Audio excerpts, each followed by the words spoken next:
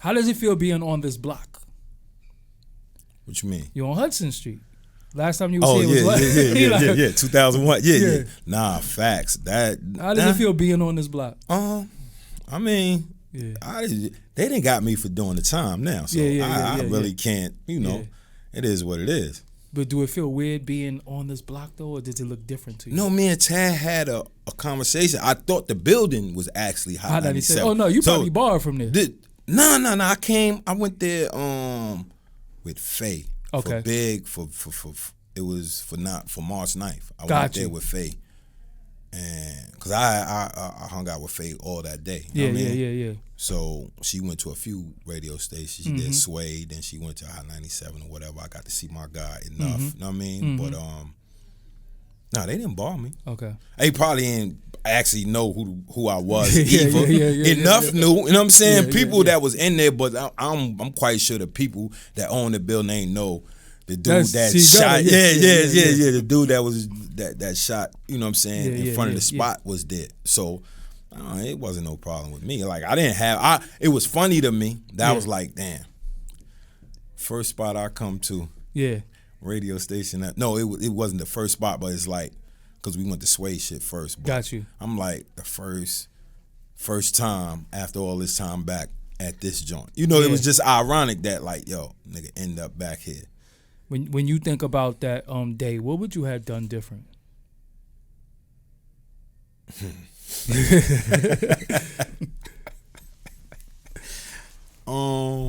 Really? I don't think nothing, bro. Yeah.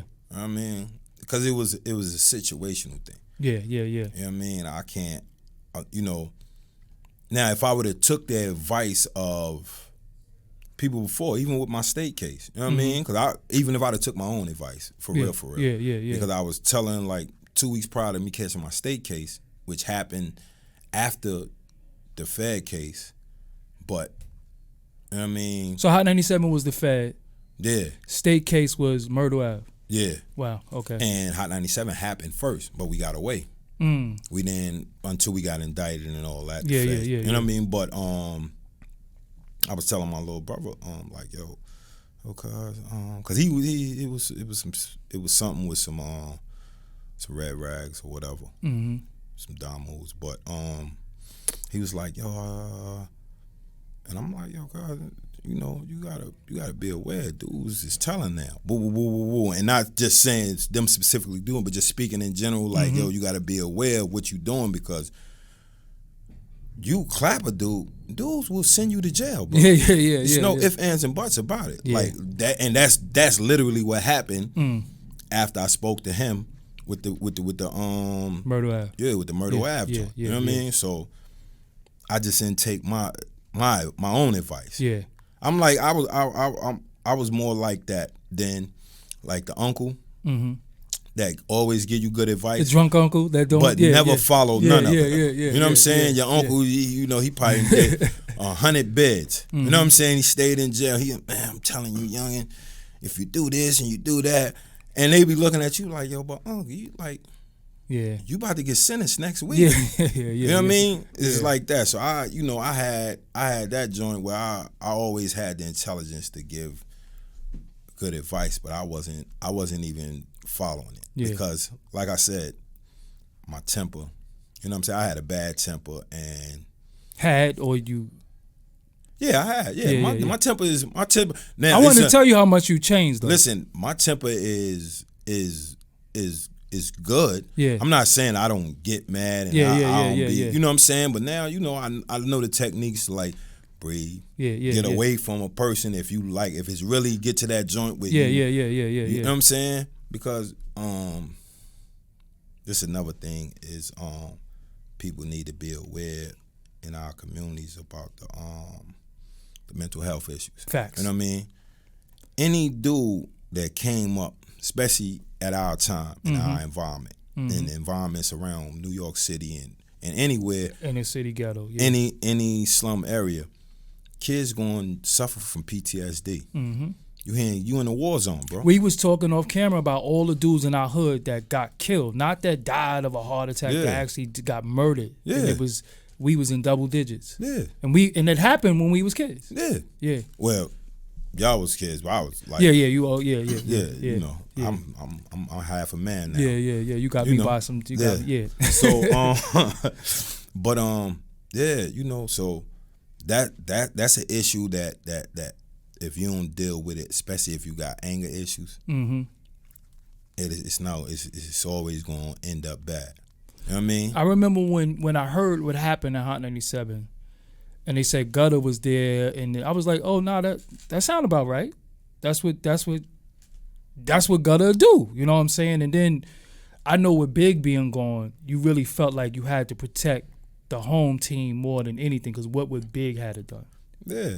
I mean, you know, I always been like, from younger, like anybody I associate with, if you my man, the loyalty factor is heavy, and even for me being, because I always was a small guy, you know what I'm saying, in stature. Like, I only got some size on me when I went to jail, you know what I mean? So back in the day, I was slim, you know what I'm saying, not skinny.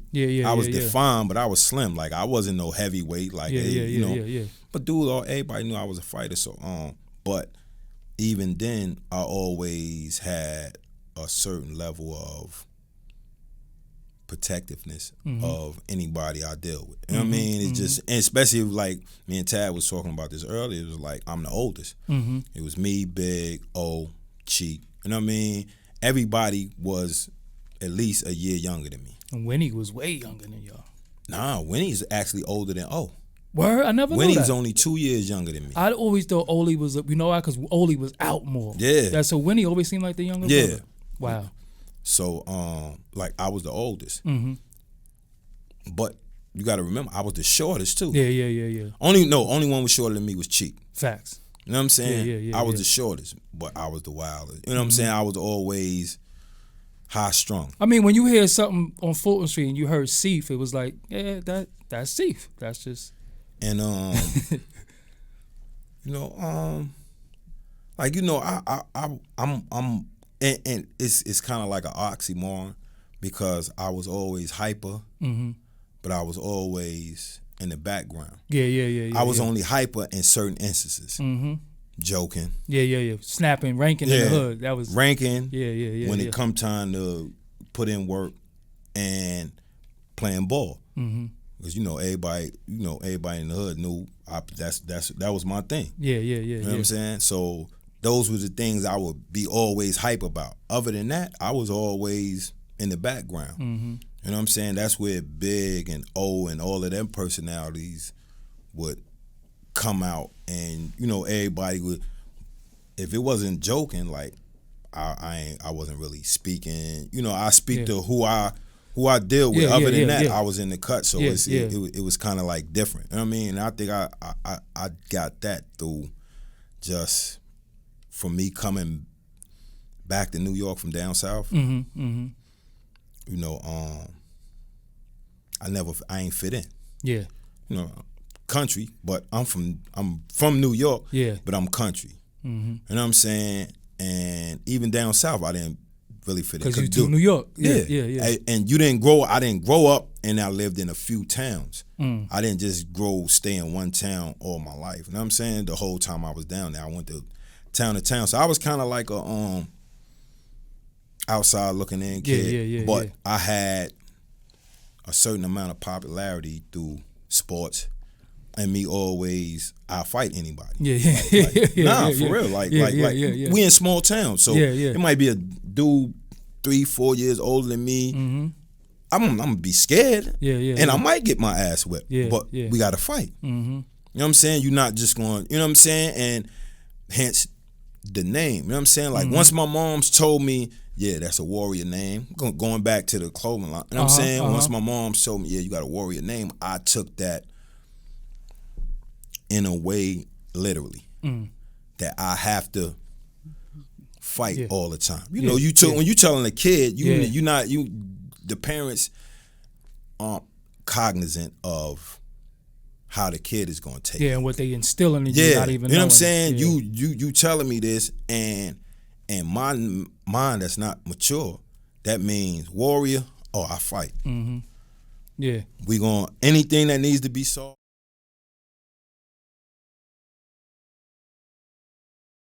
Hey, make sure you subscribe to Doggie Diamonds No Filter podcast on iTunes. The link is in the description box. Also, leave a comment and rate the podcast. Thank you. Thank you.